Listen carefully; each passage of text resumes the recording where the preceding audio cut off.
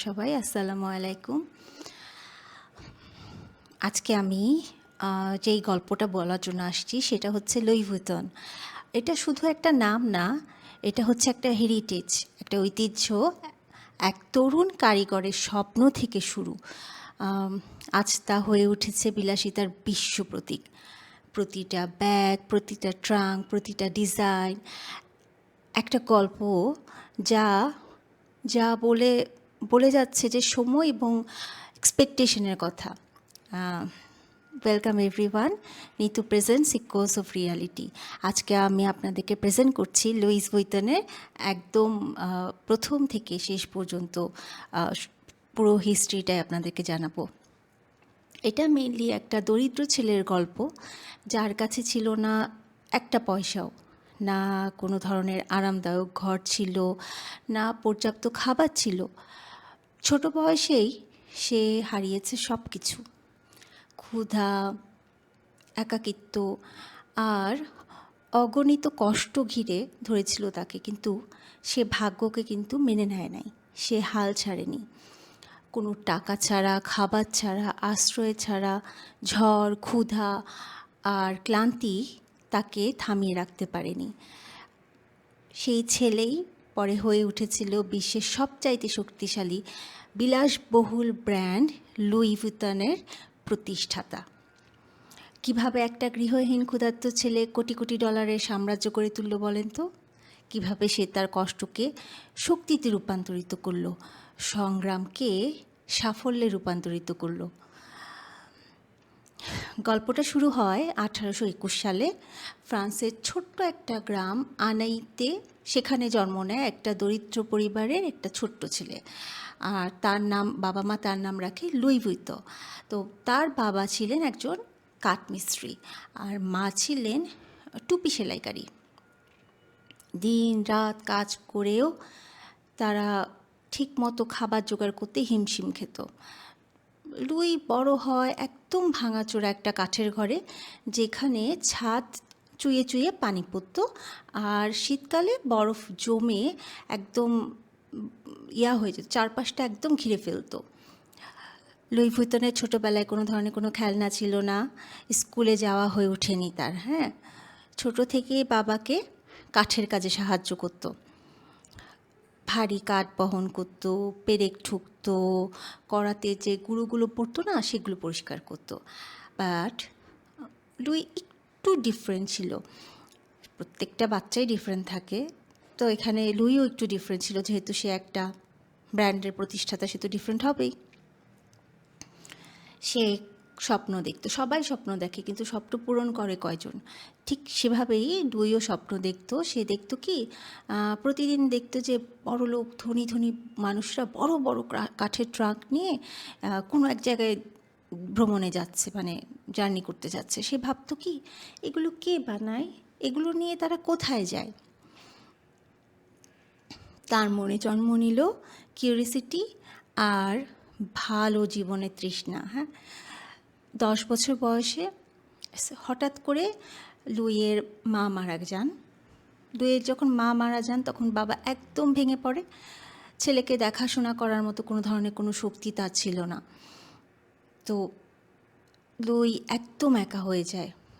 আর ঠিক সেই সময় সে সিদ্ধান্ত নেয় এই গ্রামে সে চিরকাল থাকবে না, এই দারিদ্রতাটাকে সে মেনে নিবে না। সে যাবে প্যারিসে। মাত্র 13 বছর বয়সে কোনো ধরনের কোনো টাকা পয়সা ছাড়া, কোনো খাবার ছাড়া সে হাঁটতে শুরু করে প্যারিসের পথে। সে যে আনেই গ্রামে জন্ম নিয়েছিল, সেই গ্রাম থেকে সে প্যারিসে যাওয়ার জন্য হাঁটা শুরু করে। সেটার দূরত্ব ছিল সেই সময় 470 কিলোমিটার। 2টা বছর ধরে বন, পাহাড়, নদী পেরিয়ে, ক্ষুধা কষ্টে একেবারে জর্জরিত হয়ে সমস্ত কিছু সহ্য করে সে অবশেষে তার স্বপ্নের শহর প্যারিসে পৌঁছায় যায়। কিন্তু প্যারিস তো তার কল্পনার মতো ছিল না। শহরটা ভীষণ বিশাল ছিল, একদম ভিড়ে ঠাসা, ধনীতে গরিবে ভরা, খাবারের গন্ধে চারিদিক মোমো করতেছে, বাজার টাজার সমস্ত কিছু। বাজারের বাইরে লুই দাঁড়িয়েছিল ক্ষুধার্ত এবং ক্লান্ত। গায়ের কাপড়টা 2টা বছর ধরে টানা হাঁটতে হাঁটতে একদম ছেঁড়া।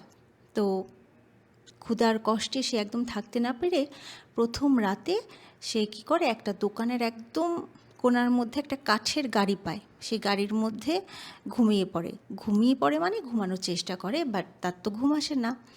তো সকাল হয়, ভোর হয়, কাজ খুঁজতে খুঁজতে সে একবার এ দোকানে যায়, একবার সে দোকানে যায়, কিন্তু যেহেতু তার নিজের কোনো এক্সপিরিয়েন্স ছিল না এবং ছেলেটা ছিল অনেক ছোট, তাকে কেউ তখন চাকরি দেয় না, মানে কাজ দেয় না।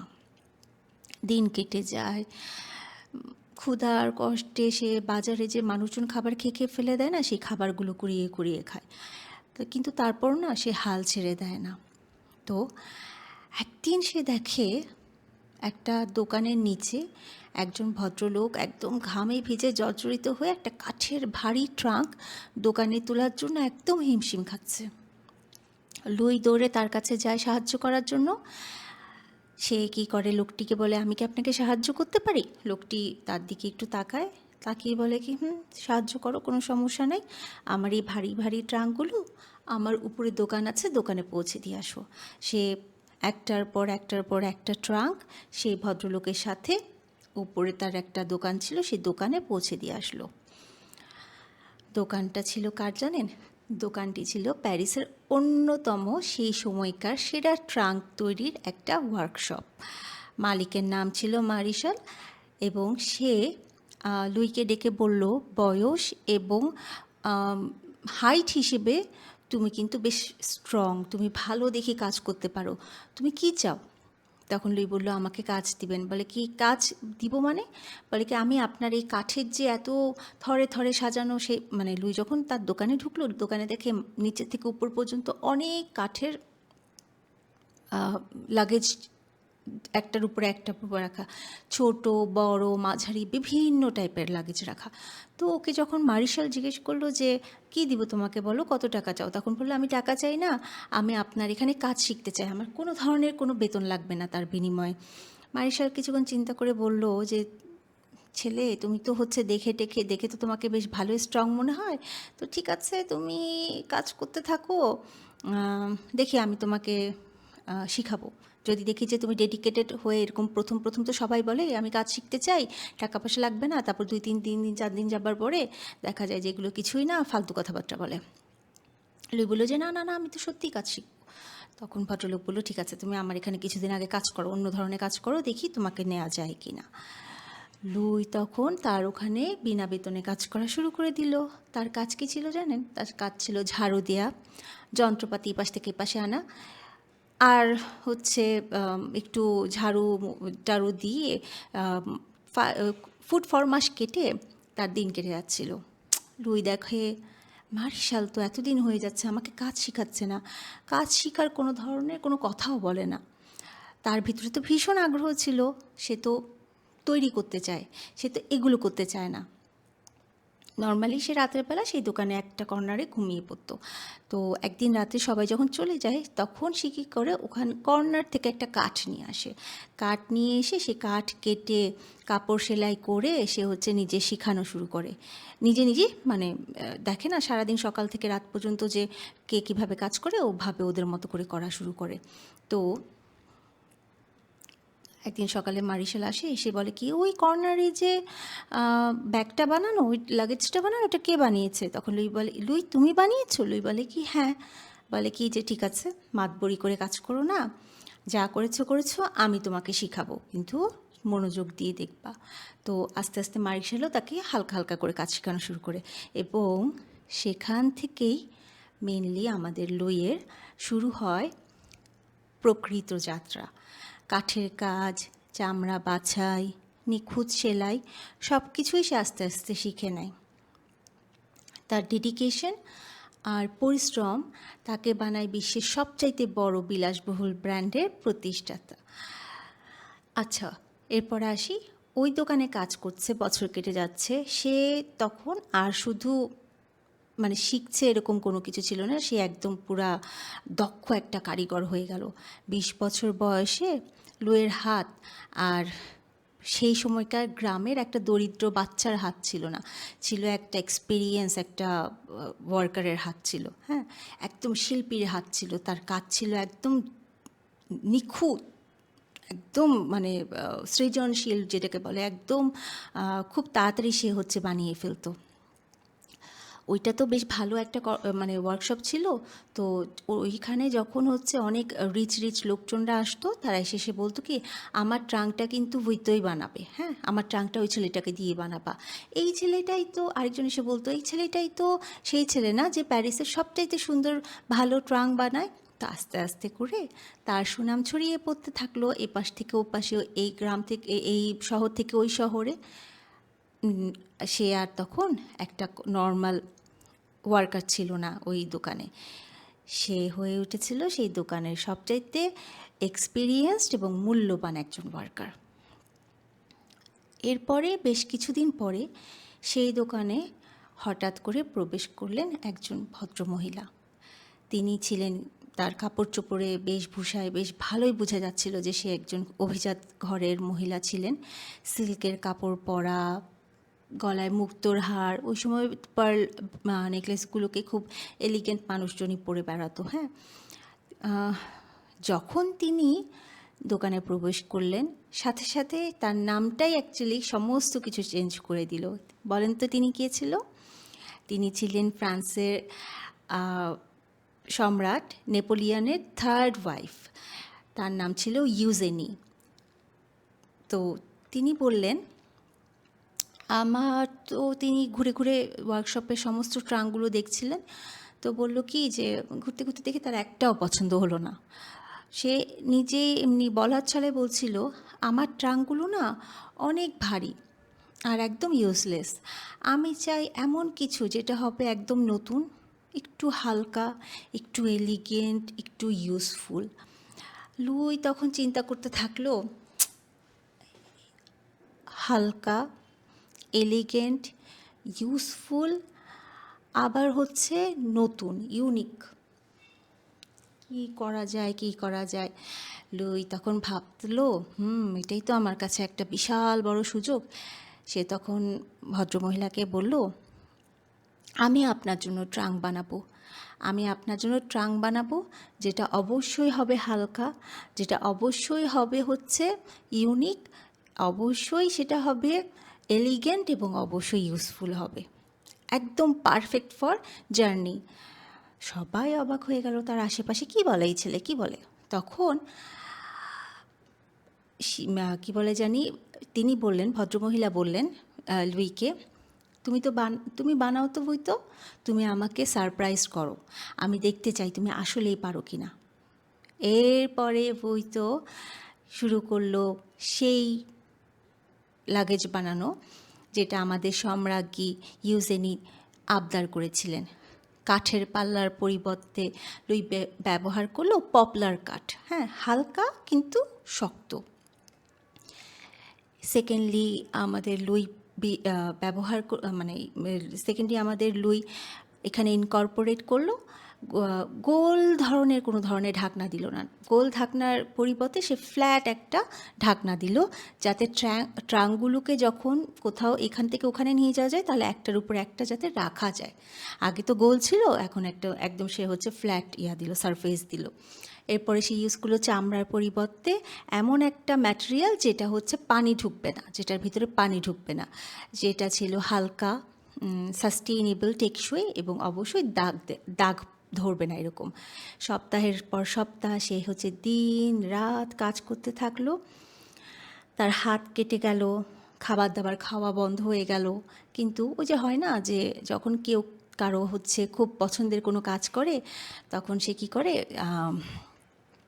সমস্ত কিছু ভুলে সে করতে থাকে, ঠিক ওরকম আর কি। সে একদম মানে রাত দিন সমস্ত কিছু ভুলেই সে হচ্ছে তার এই লাগেজটা বানানো শুরু করলো। তার একটাই মাথার ভিতরে ঘুরছিল যে আমাদের যে ইউজেনি, সম্রাজ্ঞী ইউজেনি যে আমাকে বললো আমাকে সারপ্রাইজ করে দাও, আমি তাকে সারপ্রাইজ অবশ্যই করব। তো অবশেষে রাতের পর রাত, দিনের পর দিন সে একা একা কাজ করে সে তৈরি করলো একটা ভীষণ সুন্দর মাস্টারপিস। এরপরে সে কি বলে জানি, তার মাস্টারকে নিয়ে, সে যে ওয়ার্কশপে কাজ করতো সেটার ওনারকে নিয়ে তাদের প্যালেসে গেল, সম্রাজ্ঞীতে প্যালেসে গেল। যেদিন প্রেজেন্টেশনের জন্য গেল, সবাই দেখলো যে কি পচা ধচা একটা, মানে নর্মাল কাপড় পরা একটা ছেলে এসে দাঁড়িয়ে আছে, একটা ঢাকা দেয়া, একটা কাপড় দেয়া, একটা ব্যাগ, ভিতরে ট্রাঙ্ক, এটার ভিতরে একটা আসলে আছেটা কি। যখন সম্রাজ্ঞী আসলেন তখন হচ্ছে ওপেন করলেন, তিনি হচ্ছে হাত দিয়ে ছুলেন, সেটা সেফটি দেখলেন, তালা দেখলেন, সেলাই দেখলেন, ফিনিশিং দেখলেন, সমস্ত কিছু পরীক্ষা টরীক্ষা করে বলল, ওই তো, এটা তো মার্ভেলাস একটা, তুমি তো মাস্টারপিস বানিয়ে ফেলেছো, এখন থেকে তুমি হবে আমার পার্সোনাল ট্রাঙ্ক মেকার। বাস, আর কি লাগে। এটাই ছিল আমাদের লুই ভুইতোর লাইফের মোড় ঘোরানোর জন্য সম্পূর্ণ ফার্স্ট একটা স্টেপ। সম্রাজ্ঞী হচ্ছে তাকে যে যখন মানে ট্যাগলাইন দিয়ে দিল যে লুই ভুইতো হচ্ছে এমন একটা বানায়, লাগেজ বানায়, যেটা শুধুমাত্র আমি ব্যবহার করব, আমি এখন থেকে ব্যবহার করব, তাহলে কি অন্যরা মনে করবে না যে ও মা, উনি কি ব্যবহার করছে যেটা আমি ব্যবহার করব না? তখন তো তারাও চাবে যে তারাও ব্যবহার করতে। লুই তখন মার্শালের ইয়াতে ওয়ার্কশপে কাজ করতো, তো লুই তখন ভাবলো যে আমি তো আসলে একজনের আন্ডারে কাজ করি, এভাবে করে তো আমি আমার নিজের ইউনিকনেসটাকে যখন তখন এক্সারসাইজ করতে পারবো না। তাই অনেক সাহস সঞ্চয় করে সে সিদ্ধান্ত নিলে যে সে হচ্ছে আলাদা হয়ে সে তার নিজের বিজনেস নিজেই শুরু করবে। কিছু টাকা জমিয়ে, কিছু এখান সেখান থেকে সে জোগাড় টোগাড় করে সে হচ্ছে একটা ছোট্ট দোকান ভাড়া নিল, বাইরে একটা সাইনবোর্ড ঝুলিয়ে দিল। সেই সাইনবোর্ডে কী লেখা ছিল জানেন? Louis Vuitton malletier, trunk maker.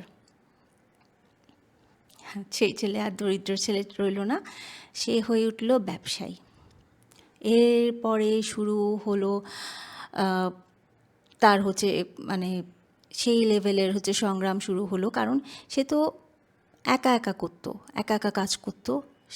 সে তখন কিছু ওয়ার্কশপে তার কাজ করার জন্য কিছু লোকজন নিয়ে সে এমপ্লয়ি নিল, সেই এমপ্লয়িদেরকে সে আস্তে আস্তে করে কাজ শেখানো শুরু করলো। তো এরপরে ফ্রান্সে যুদ্ধ শুরু হলো, পুরাটা শহর ফাঁকা হয়ে গেল, মোটামুটি ব্যবসা বাণিজ্য সমস্ত কিছু বন্ধ হয়ে গেল। যেখানে যুদ্ধ শুরু হয়ে গেল সেখানে তো মানুষ এই শহর থেকে এই শহর দৌড়াদৌড়ি, মানে ভয়ের চোটে যা আছে সেগুলো নিয়েই তো পালাবে, তারা তো আর নতুন নতুন ট্রাঙ্ক কিনতে যাবে না। তখন লুইয়ের দোকানও প্রায় দেউলিয়া হয়ে যাওয়ার মতো অবস্থা হলো।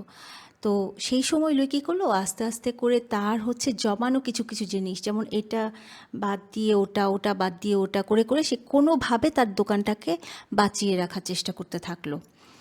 অনেক কষ্ট করে আবার শুরু হলো সংগ্রাম, খেয়ে না খেয়ে সে আবার হচ্ছে তার দোকানটাকে মানে দোকানটাকে বাঁচিয়ে রাখতে থাকলো। কিছু কিছু মেশিনারিজ যেগুলো ছাড়া সে কোনোভাবেই ট্রাঙ্ক বানাতে পারবে না, সেগুলোকে সে হাতের কাছে রাখা শুরু করলো, যাতে করে ওগুলোকে সে বিক্রি করতে না হয়, একদম দেয়ালে পিঠ না ঠেকে গেলে। যুদ্ধ শেষ হলো, আবার শান্তি আসলো, মানুষ আবার জার্নি করতে বের হলো, ভ্রমণে বের হলো, এবং আবার তার হচ্ছে ট্রাঙ্কের চাহিদা বাড়তে থাকলো। লুই ভুইতোকে বলা হলো, আবার তুমি অর্ডার নাও এবং ঝড়ের গতিতে আমাদের ট্রাঙ্কগুলো বানাতে থাকো। 1871 সালে সে তখন একটা নতুন ওয়ার্কশপ খুলল, পুরান দোকানের 4 গুণ বড়। সে হচ্ছে একটা শপ নিল, সেই সাথে নিল সে হচ্ছে কিছু এমপ্লয়ি আর কিছু নতুন নতুন ওয়ার্কারদের সে হচ্ছে শেখানো শুরু করলো, প্রশিক্ষণ দেওয়া শুরু করলো। আর সে শুরু করলো তার নিজের স্বপ্নকে বাস্তবে রূপান্তরিত করা। তার স্বপ্ন শুধুমাত্র দোকানে সীমাবদ্ধ ছিল না, এটা হয়ে গেল একটা এম্পায়ার। তার হচ্ছে বিশাল বড় একটা এম্পায়ার সে তৈরি করে ফেললো। লুই ভিতন তখন বিয়ে করলো যেই ভদ্রমহিলাকে, তার নাম ছিল ক্লেমেন্স এমিলি পারিও। তিনি কিন্তু তার হাজব্যান্ডকে যথেষ্ট পরিমাণে তার স্বপ্নকে এগিয়ে নিতে সাহায্য করেছিল। তাদের সন্তান ছিল জর্জ ভুইতো। পরবর্তীতে সেই লুই ভুইতোর যে ট্রাঙ্কের বিজনেসটা সেটাকে বড় করতে লাগলো। কিন্তু এই সাকসেসের জন্য লুইকে কিন্তু অনেক কষ্ট করতে হয়েছিল। দিনের পর দিন, রাতের পর রাত সে সারাক্ষণ খালি কাজ করে যেত আর ফ্যামিলিকে খুব একটা সময় দিতে পারতো না। তার লাইফের পার্সপেক্টিভ খুবই পরিষ্কার ছিল যে কখনোই তুমি কোনো জিনিস সস্তায় মানুষের কাছে বিক্রি করবা না। আর আমার যে জিনিস আছে সেটা কিন্তু কখনো কোনো সাধারণ মানুষের কাছে বিক্রি করবা না। আমার নাম হচ্ছে সবসময় সর্বোচ্চ নামে থাকবে। এজন্য কখনোই তুমি ভুলেও কখনো হচ্ছে নর্মাল পিপলের জন্য কোনো কিছু বানাবা না। মানে যেহেতু আমি সম্রাজ্ঞীর কাছে আমার ট্রাঙ্কটা বিক্রি করেছি, সেহেতু আমি চাই না যে কখনো সস্তায় কোনো কিছু বিক্রি হোক। মানে একটা ব্র্যান্ড যদি থাকে তাহলে ব্র্যান্ডটা ব্র্যান্ডের মতোই থাকুক। এটা ছিল তার পার্সপেক্টিভ, তার দর্শন ছিল এরকম আর কি।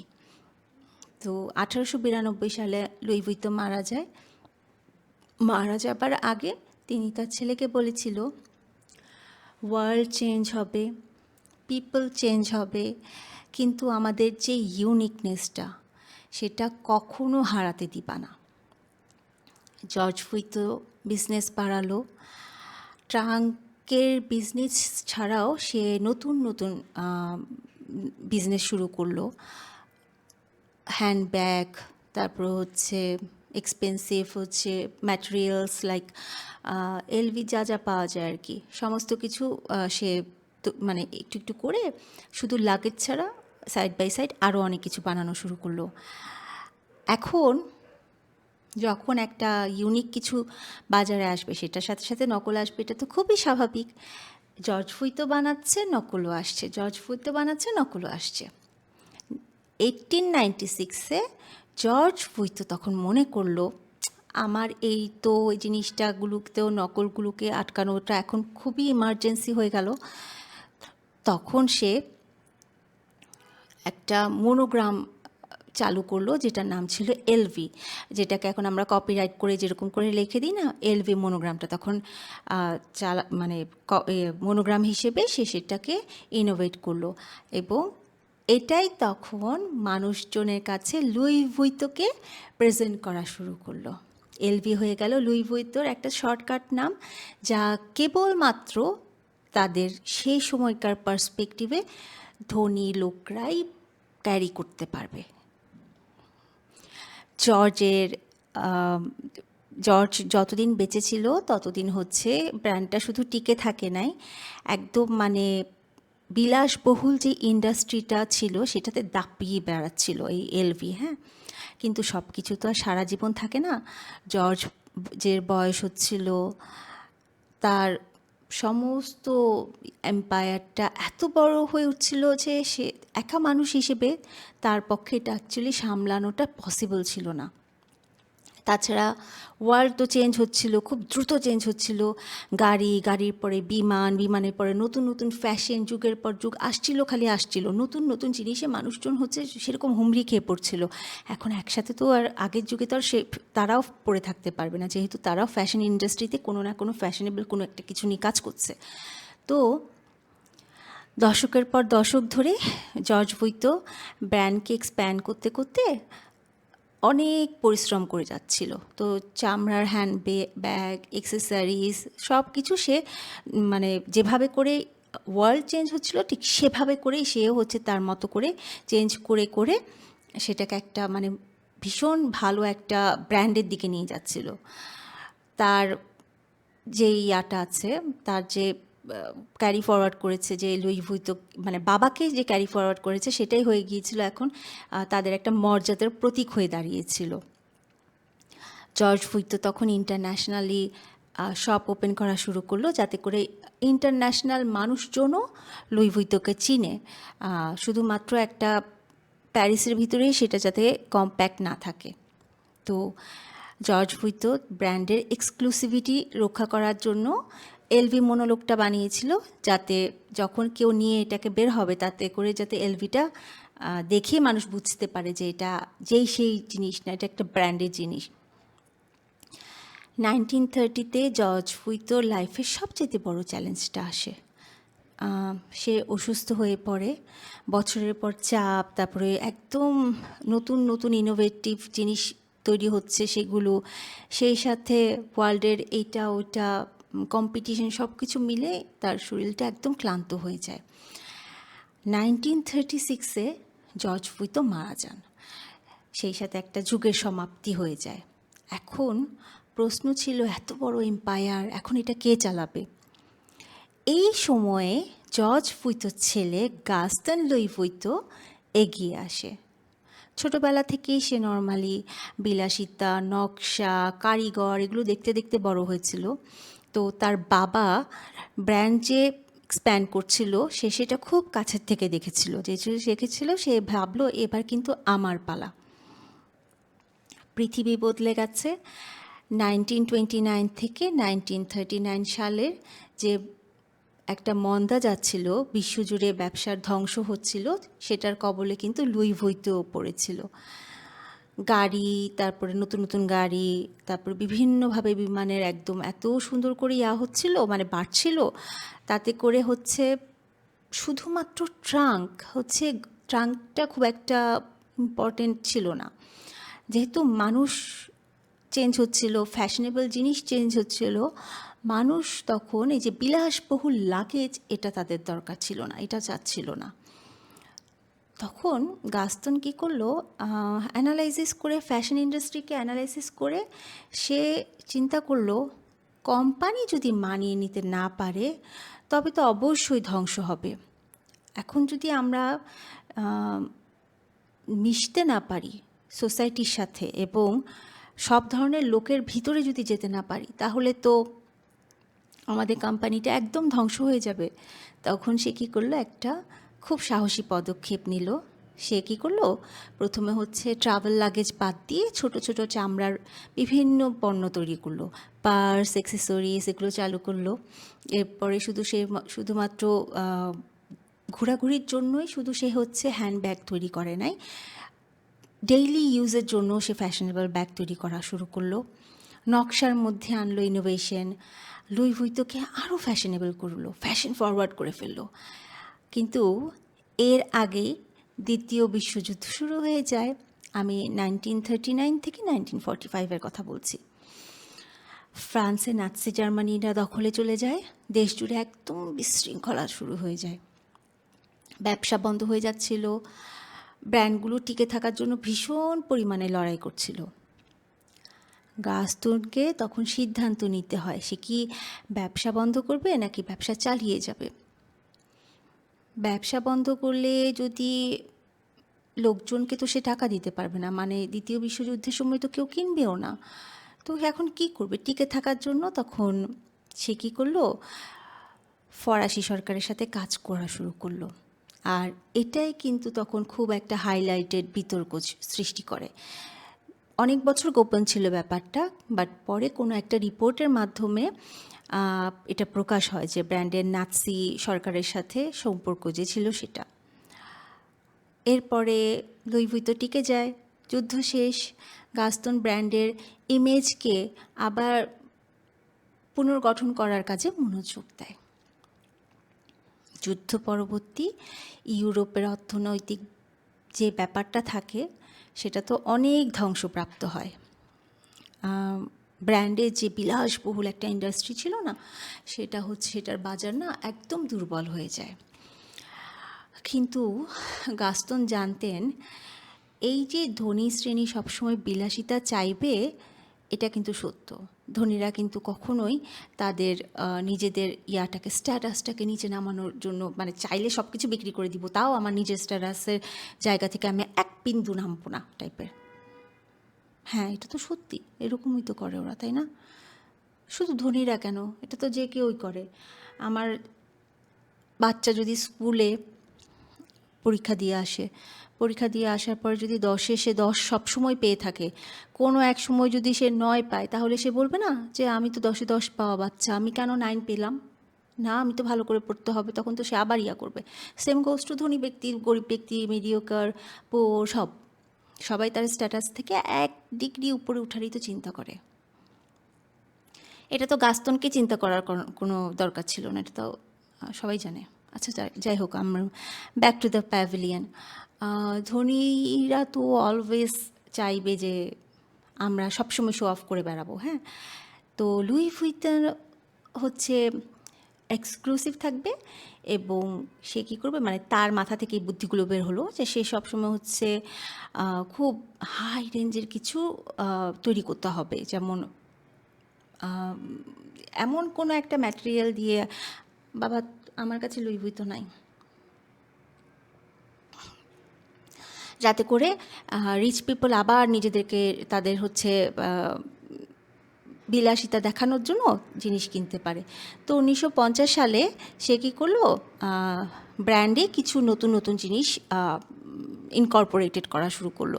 কিভাবে শুরু করলো, সে হচ্ছে কিছু নতুন ধরনের বিখ্যাত হ্যান্ডব্যাগ চালু করলো। একটা ব্যাগের নাম ছিল স্পিডি ব্যাগ, মানে হচ্ছে সেই সময় ফ্যাশনেবল মহিলাদের জন্য ছিল স্পিডি ব্যাগ। এরপরে সে তৈরি করলো কিপ অল ব্যাগ, লাগেজের যেটা, সেটার হচ্ছে আগেকার লাগেজের আধুনিক বিকল্প হচ্ছে কিপ অল ব্যাগ। আর ছিল নোয়া ব্যাগ, সেটা হচ্ছে শ্যাম্পেনের বোতল ক্যারি করার জন্য, বহনের জন্য মেনলি ব্যাগটা ব্যবহার করা হলো, মানে তৈরি করা হলো। তো এরকম ইউনিক ইউনিক নাম যখন দেখা শুরু করলো লোকজন, তখন তারা লাফ মেরে মেরে ওগুলো কেনা শুরু করলো। বাট গাস্তনেরও তো তখন বয়স হচ্ছিল। পরবর্তীতে তার এই যে এম্পায়ার, এটা কে চালাবে, আবার সেই একই প্রশ্ন, কে চালাবে, কেউ না কেউ তো চালাতেই হবে। 1960 সালের দিকে লুই ভুইতনকে ওয়ার্ল্ডের একদম টপ লেভেলে ব্র্যান্ডে পরিণত ততদিনে হয়ে গেল। ফ্যাশন খুব তাড়াতাড়ি পাল্টাচ্ছে, প্রতিযোগিতাও বাড়ছে। তো গাস্তন চিন্তা করলো, এত উঁচু থেকে হঠাৎ করে যদি নেমে যায়, আমি তো আকাশে বসে বসে এগুলো দেখবো বাবা দাদার সাথে, তখন আমার বাবা দাদাকে আমি একই অ্যান্সার দিব যে আমি কাকে রেখে আসছি, যে হচ্ছে আমাদের হচ্ছে নামকে এখনও নিয়ে যাবে। তখন গাস্তন চিন্তা করে দেখলো যে তার জামাতা ছিলেন, মেয়ের জামাই হেনরি রাকামিয়েরকে সে হচ্ছে ব্যবসার রেসপন্সিবিলিটি দিয়ে ফেলবে, কারণ সে হেনরি হচ্ছে, এই যে মশাও হচ্ছে এখন এটা শুনে এক্সাইটেড হয়ে গেছে।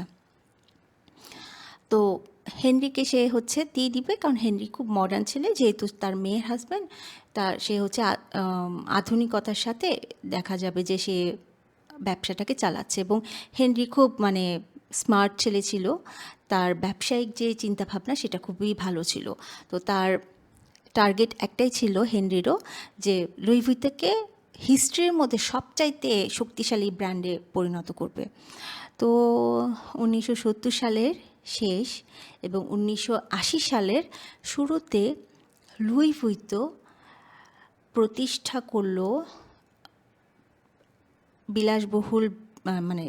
বিলাসবহুল ব্র্যান্ড থেকে তারা এখন সেটাকে পারিবারিক ব্যবসার মতো করে নিয়ে যাবে। তো সেই হিসেবে গাস্তন তখন হেনরিকে রেসপন্সিবিলিটি দিয়ে দিল যে তুমি হচ্ছে বাদবাকি ঝামেলাগুলো নাও। এখন তো আমি বয়স্ক হয়ে গেছি, বুড়ো হয়ে গেছে, এখন তো আর আমার পক্ষে পসিবল না, এখন তো ইয়াং জেনারেশন কী চাচ্ছে না চাচ্ছে সেটা তো আর আমি জানবো না।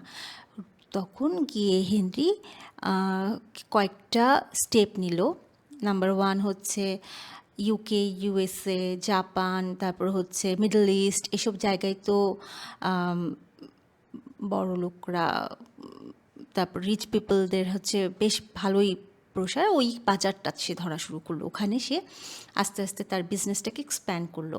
তারপরে সেকেন্ডলি সে যেটা করলো সেটা হচ্ছে এলভিকে দাম বাড়ানো শুরু করে দিল, যাতে করে যত বেশি দাম বাড়বে তত বেশি এটার মানে ইয়াটা বাড়বে, মানুষের মধ্যে চাহিদাটা বাড়বে, যে আকাঙ্ক্ষাটা বাড়বে, যে এটার তো দাম এত বেশি, তার মানে তো এটা এখন আমাকে নিতেই হবে, আদারওয়াইজ তো কীভাবে পসিবল, এভাবে তো হবে না, কারণ দাম বেশি তার মানে ভালো, জিনিস যেটা ভালো দাম তার তো একটু বেশি, মানে এই লোকটা তখন উনি এভাবে করে চিন্তা করলো আর কি। হ্যাঁ, থার্ডলি হচ্ছে সে হচ্ছে খুব হাই-ফাই শপিং করার যে এক্সপেরিয়েন্সটা সেটা দিবে প্রত্যেকটা মানুষকে, যখনই যে আসবে তাকে ঠিক সেভাবে করে দোকানগুলোকে একদম ক্যাসেলের মতো বানিয়ে ফেললো, সেখানে ভিআইপিদেরকে ভিআইপি সেবা দেওয়ার ব্যবস্থা করলো, যাতে করে তারা এসে আরও বেশি মানে নিজেকে খুব এম্পাওয়ার্ড ফিল করে, আমি তো বড় লোক, আমি তো আসছি, এজন্যই আমাকে এগুলো দিচ্ছে। তখন এই ব্র্যান্ডের তখন টার্গেট শুধুমাত্র 1% যে কোটিপতি, বিলিয়নিয়ার, সেলিব্রিটি, তারপর রয়্যাল ফ্যামিলিগুলো ছিল তাদেরকে লক্ষ্য করেছিল, হ্যাঁ। আর সে কারণে তাদের হচ্ছে যে এডিশনগুলো ছিল সেগুলো খুবই লিমিটেড এডিশন তৈরি করা শুরু করলো। সে ফর এক্সাম্পল তারা হচ্ছে ক্রোকোডাইল যে স্কিনটা থাকে, ক্রোকোডাইল স্কিনের হ্যান্ডব্যাগ তৈরি করলো, যেটার প্রাইসই ছিল হচ্ছে $50,000 থেকে $1,00,000। তারপর পাইথন আর অস্ট্রিচের স্কিন দিয়ে তারা ব্যাগ বানানো শুরু করলো। এরপরে হচ্ছে খুব ইউনিক মিনিবার এবং কাস্টম ট্রাভেল ব্যাগ তৈরি করা শুরু করলো, এরকমই অনেক এক্সপেন্সিভ। কিন্তু তখন যেটা সমস্যা দেখা গেল যে আবার বাজারে নকল মোনোলগ সহ এলভি ব্যাগ ছড়ানো শুরু হয়ে গেল, হ্যাঁ। 1980 সালের দিকে প্যারিস, নিউ ইয়র্ক, টোকিও রাস্তায় রাস্তায় নকল এলভি বিক্রি হচ্ছিল। তখন হেনরি হিস্ট্রির মধ্যে অন্যতম বিশাল বড় অ্যান্টি নকল অভিযান চালায়। সে হচ্ছে কিছু ইয়াদেরকে নিয়ে, ডিটেকটিভদেরকে নিয়ে একটা বিশাল বড় হচ্ছে সে একটা দল নিয়োগ করে এবং সরকারকে ফোর্স করে হচ্ছে ল পাস করায় এবং তার হচ্ছে তার যে নিজস্ব এলভির যে ব্র্যান্ডটা সেটার হচ্ছে নিরাপত্তার জন্য এক্সক্লুসিভ, যাতে করে তার জিনিস নকল হলে কি হবে না হবে সেটার যে আইনটা সেটা পাস করায়।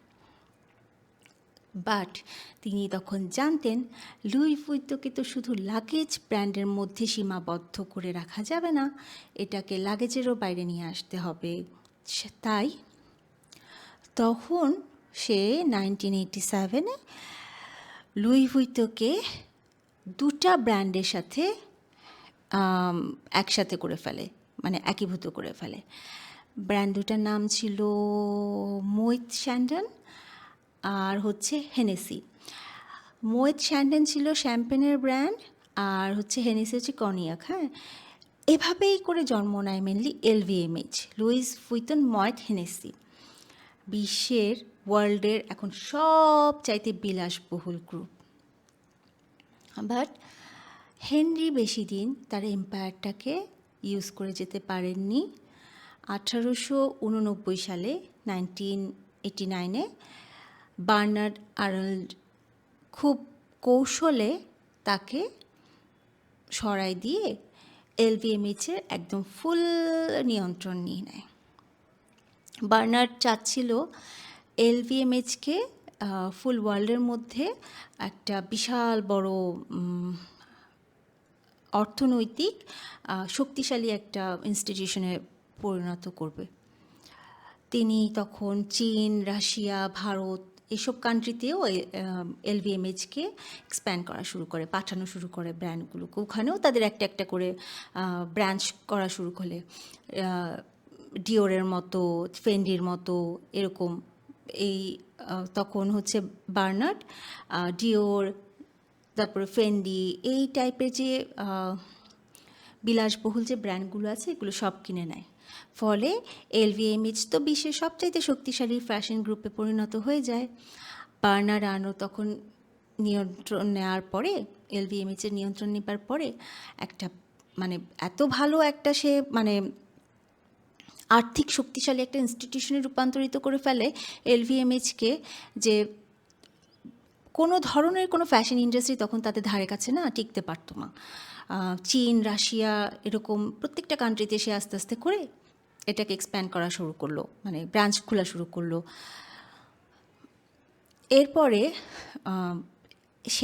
এরপরে যে কাজটা করলো বার্নার্ড, সে সুপার হাই এন্ড পণ্য হিসেবে একটা সার্টেন পিপলের জন্য $1 মিলিয়ন যাতে পৌঁছায় যায়, সার্টেন পিপলের জন্য আলাদা আলাদা করে কিন্তু সে তার ব্র্যান্ডকে ইউনিক করে রাখতে চাচ্ছিল। যে লিমিটেড এডিশন বললাম না, এই লিমিটেড এডিশন হয়তো বা খুব বেশি হলে 3টা, 4টা, 10টা, 15টা এরকম, এর বেশি বানাতো না।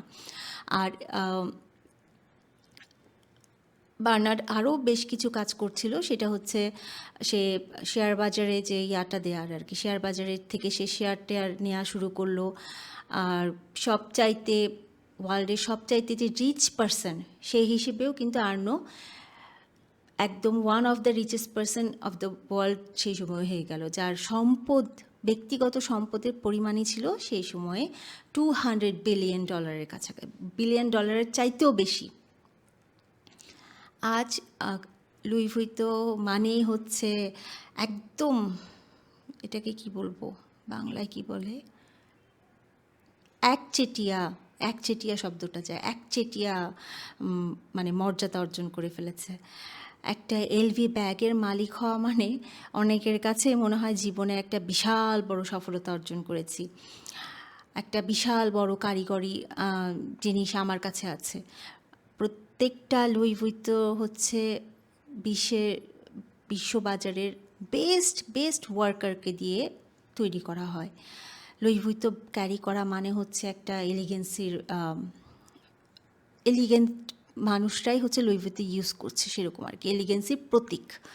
হ্যান্ডব্যাগ বলেন, লাগেজ বলেন, কিংবা কাস্টম মিনিবার, যাই হোক না কেন, লুই ভুইতো হচ্ছে সম্পদের একদম চূড়ান্ত নিদর্শন। 170 বছরেরও বেশি সময় ধরে কিন্তু লুই ভুইতো বিশ্বের সবচেয়ে শক্তিশালী ব্র্যান্ড হিসেবে এখনও টিকে আছে।